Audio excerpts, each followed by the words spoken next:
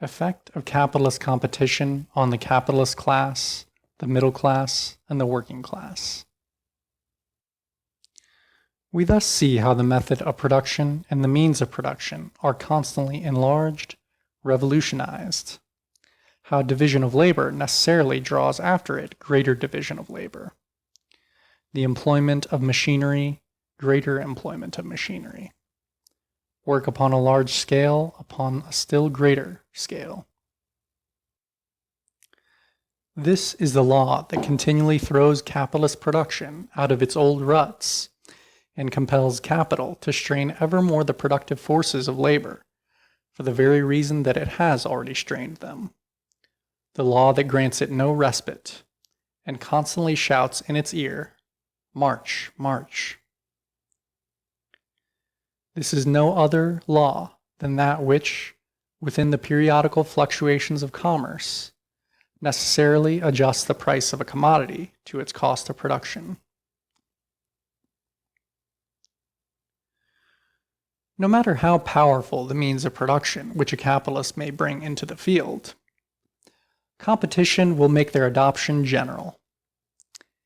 And from the moment that they have been generally adopted, the sole result of the greater productiveness of his capital will be that he must furnish at the same price 10, 20, 100 times as much as before. But since he must find a market for perhaps 1,000 times as much in order to outweigh this lower selling price by the greater quantity of the sale, since now a more extensive sale is necessary, not only to gain a greater profit, but also in order to replace the cost of production. The instrument of production itself grows always more costly, as we have seen. And since this more extensive sale has become a question of life and death not only for him, but also for his rivals, the old struggle must begin again, and it is all the more violent the more powerful the means of production already invented are. The division of labor and the application of machinery will therefore take a fresh start, and upon an even greater scale. Whatever be the power of the means of production which are employed, competition seeks to rob capital of the golden fruits of this power by reducing the price of commodities to the cost of production. In the same measure in which production is cheapened, i.e., in the same measure in which more can be produced with the same amount of labor, it compels by a law which is irresistible a still greater cheapening of production, the sale of ever greater masses of product for smaller prices. Thus, the capitalist will have gained nothing more by his efforts than the obligation to furnish a greater product in the same labor time. In a word, more difficult conditions for the profitable employment of his capital. While competition, therefore, constantly pursues him with its law of the cost of production, and turns against himself every weapon that he forges against his rivals, the capitalist continually seeks to get the best of competition by restlessly introducing further subdivision of labor and new machines, which, though more expensive, enable him to produce more cheaply, instead of waiting until the new machines shall have been rendered obsolete by competition.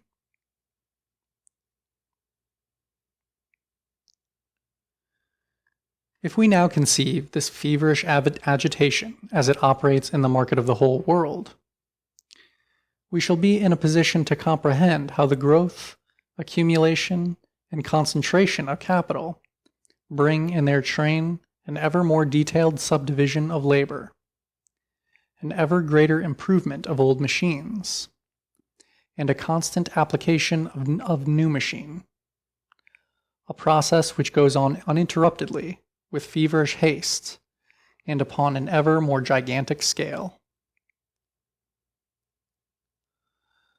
But what effect do these conditions, which are inseparable from the growth of productive capital, have upon the determination of wages. The greater division of labor enables one laborer to accomplish the work of 5, 10, or 20 laborers. It therefore increases competition among the laborers fivefold, tenfold, or 20-fold. The laborers compete not only by selling themselves one cheaper than the other, but also by one doing the work of 5, 10, or 20, and they are forced to compete in this manner by the division of labor, which is introduced and steadily improved by capital.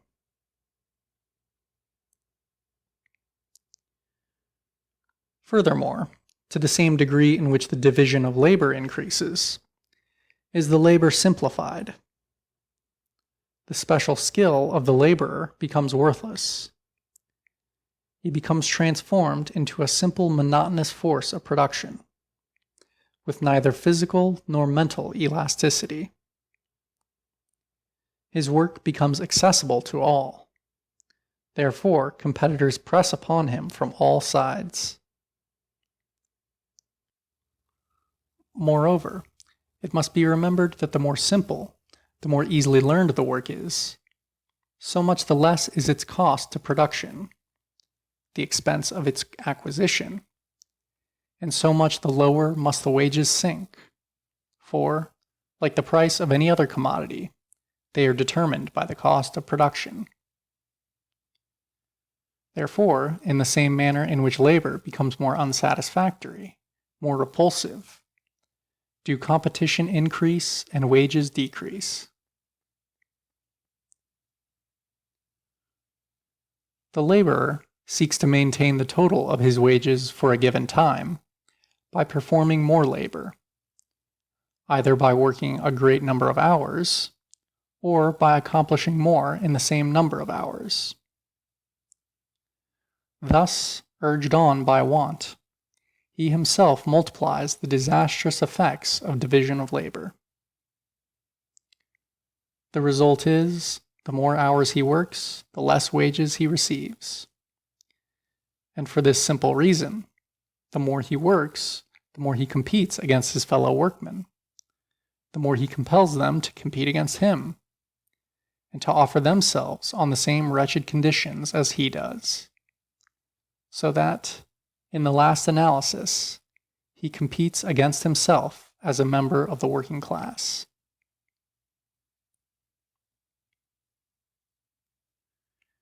Machinery produces the same effects, but upon a much larger scale. It supplants skilled laborers by unskilled, men by women, adults by children. Where newly introduced, throws workers upon the streets in great masses. And as it becomes more highly developed and more productive, it discards them in additional through smaller numbers. We have hastily sketched in broad outlines the industrial war of capitalists among themselves. This war has the peculiarity that the battles in it are won less by recruiting than by discharging the army of workers. The generals, i.e. capitalists, vie with one another as to who can discharge the greatest number of industrial soldiers.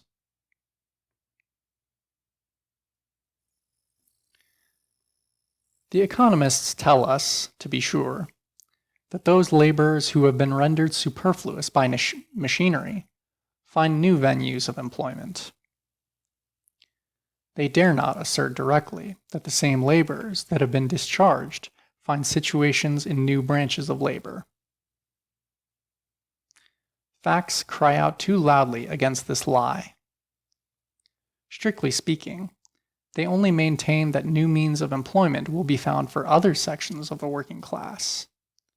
For example, for that portion of the young generation of laborers who were about to enter upon that branch of industry which had just been abolished.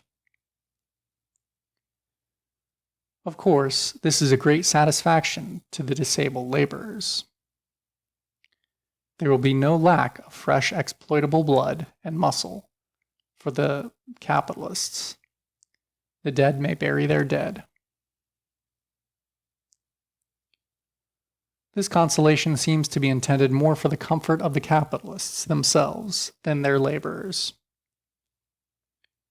If the whole class of the wage laborer were to be annihilated by machinery, how terrible that would be for capital, which without wage labor ceases to be capital.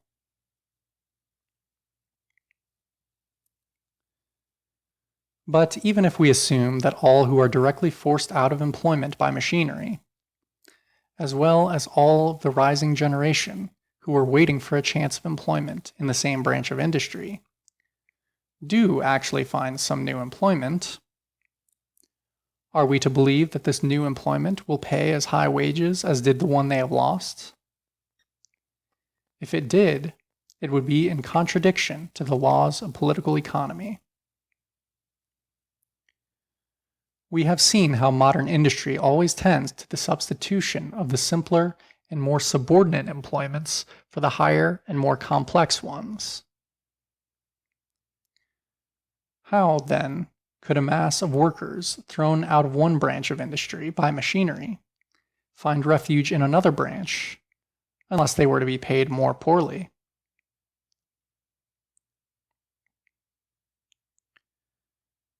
An exception to the law has been adduced, namely, the workers who are employed in the manufacture of machinery itself.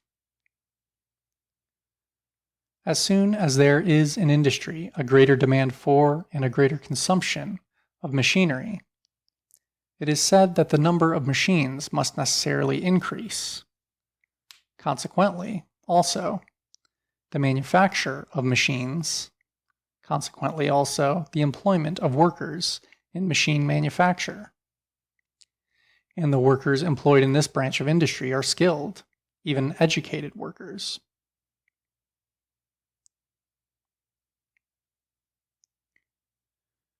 Since the year 1840, this assertion, which even before that date was only half true, has lost all semblance of truth.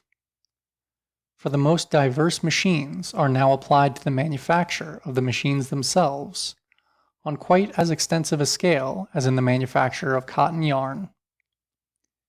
And the laborers employed in machine factories can but play the role of very stupid machines alongside of the highly ingenious machines. But in place of the man who has been dismissed by the machine, the factory may employ perhaps 3 children and 1 woman. And must not the wages of the man have previously sufficed for the 3 children and 1 woman? Must not the minimum wages have sufficed for the preservation and the propagation of the race? What then do these beloved bourgeois phrases prove? Nothing more than that now 4 times as many workers' lives are used up as there were previously, in order to obtain the livelihood of one working family. To sum up, the more productive capital grows, the more ends the division of labor and the application of machinery. The more the division of labor and the application of machinery extend, the more competition extend among the workers, the more do their wages shrink together.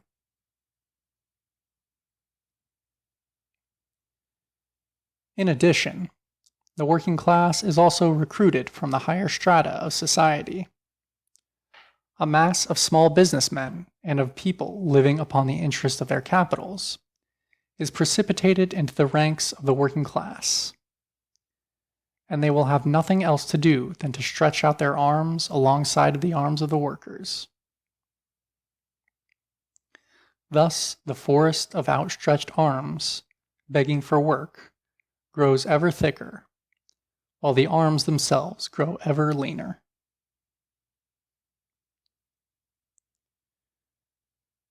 It is evident that the small manufacturer cannot survive in a struggle in which the first condition of success is production upon an ever greater scale.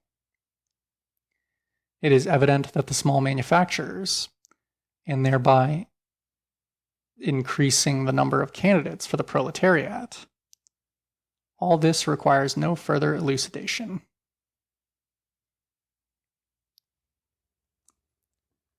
Finally, in the same measure in which the capitalists are compelled, by the movement described above, to exploit the already existing gigantic means of production on an ever-increasing scale, and for this purpose to set in motion all the mainsprings of credit, in the same measure do they increase the industrial earthquakes, in the midst of which the commercial world can preserve itself only by sacrificing a portion of its wealth, its products, and even its forces of production, to the gods of the lower world.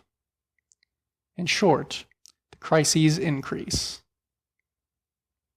They become more frequent and more violent, if for no other reason than for this alone, that in the same measure in which the mass of products grows, and therefore the needs for extensive markets, in the same measure does the world market shrink ever more, and ever fewer markets remain to be exploited.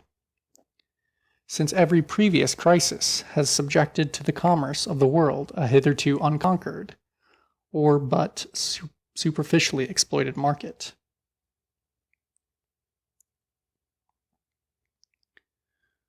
But capital not only lives upon labor. Like a master, at once distinguished and barbarous, it drags with it into its grave the corpses of its slaves, whole hecatombs of workers who perish in the crisis. We thus see that if capital grows rapidly, competition among the workers grows with even greater rapidity, i.e., the means of employment and subsistence for the working class decrease in proportion ever more rapidly. But, this notwithstanding, the rapid growth of capital is the most favorable condition for wage labor. End of section.